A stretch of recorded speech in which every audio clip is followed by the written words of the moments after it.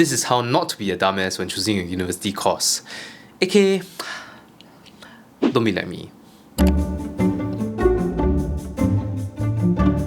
Number 1, do your damn research. Don't be a dumbass Singaporean sheep like me who chose a course on a whim because he did not put any introspective thought in what he wanted to do in his life. Don't be a happy-go-lucky donut who thought, ooh, NUS good school, ooga booga, without knowing a thing about what the university is able to offer you. Do your research on what programs are available in the university. How do you do that? Just head over to the undergraduate program's website and it's all listed there, at least for NUS. Examples: student exchange program, NOC, minors, double degrees, double majors. Look at what's on there, take note of the names that you're interested in, and Google the shit out of them. Ask questions in the NUS subreddit. Ask on college social media like UWave. Ask your seniors what it's like. Do it until you feel like you have enough information to make a decision. If you want to find out about the scholarships and accommodation options offered by the college, easy.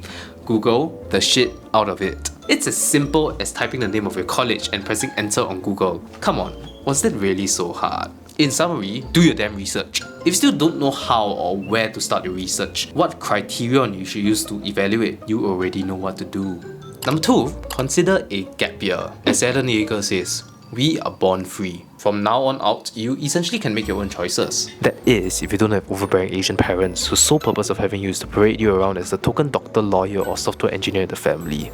Then yeah, you are free. Don't force yourself into making a premature decision that could impact you for the next 4 years of your life. Trust me, 1 year is really not going to put a huge dent into your life plan. If you're totally unsure of the course that you want to pick, you can consider a gap year. In that case, what will you want to do in your gap year? Basically, this is your time to explore and find out what you want to do. So how do you find out what you want to do? Unlock your inner degenerate and dive into the recesses of Google and LinkedIn. Go for internships that might interest you. If you take interest in something, be it a job or a hobby, really go in on it for about a month or 2. If you lost interest in it because you found interest in something else, voila! You know what you don't want to do. One day, you'll find something that sticks around longer than a month or 2. And that's when you know what you kind of want to do, at least for the near future. That's how I found out what I wanted to do, to be a clown on the internet. Number 3, it's not all about the money. A university course is not all about the money. Yes, computing fresh graduates seem to be loaded with cash, but at what cost? If it turns out that you like tech-related work, good for you. But what if you don't? Well, yeah, then you might have money, but you won't really be satisfied with what you're doing. I'm not gonna lie, money does solve a few things. For starters, it funds my unhealthy addiction to tech. It will also help me afford therapy for the crippling anxiety I got from 4 years of computer science. Yeah, of course, if money is a concern, you need to support your family, etc. All that jazz. Understandable. So, you know, pick your poison. Number 4, realize it's okay not to choose the correct course. A lot of people don't choose the right course from the get-go. That's okay. Some people persist through it. But a lot of students also opt to change their course after a semester or 2 if they're really not feeling it. And a majority of them end up a lot happier with the change, even if they are behind their peers by a semester or 2. And guess what? A lot of us aren't going to take a job related to our degree anyway. According to this study by YouGov back in 2019, 53% of graduates weren't in jobs related to their degrees. It might be confirmation bias on my part, but you decide for yourself. What I'm trying to say here is that your course does not determine the path that you eventually take, and it would be foolish to limit what you believe you'll be able to do in the future just because of the course you're in. I mean, I am a final year computer science student and I am here making YouTube videos. Go figure.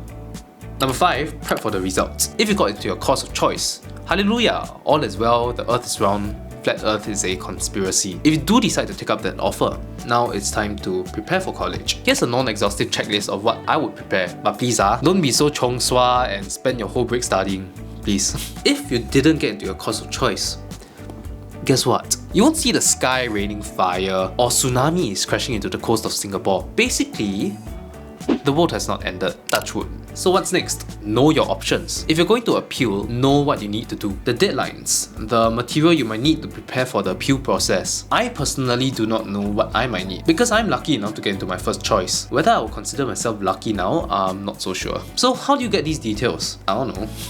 Do your own research. Google the shit out of it. Honestly, if you want it enough, You don't need me telling you how to do it. I really don't know everything there is to know about college, so please don't ask me.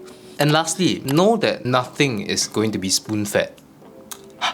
I want to emphasize strongly on this because this isn't like high school or JC for those that went through A-levels. No one from the college is going to remind you that the deadline is tomorrow. No one's going to tell you how to do up your appeal. No one's going to tell you how to do up your application. No one's going to tell you that the whole application deadline is tomorrow. Unless, you know, maybe you have friends. My point is, from here on out, things aren't going to be spoon-fed to you. The college is going to treat you like an adult. They would expect you to know your deadlines and details through your own findings and research. It's time for you to start taking care of yourself. So please start taking charge of your own life and your responsibilities. Go learn some basic life skills, such as cooking Indomie without the pot.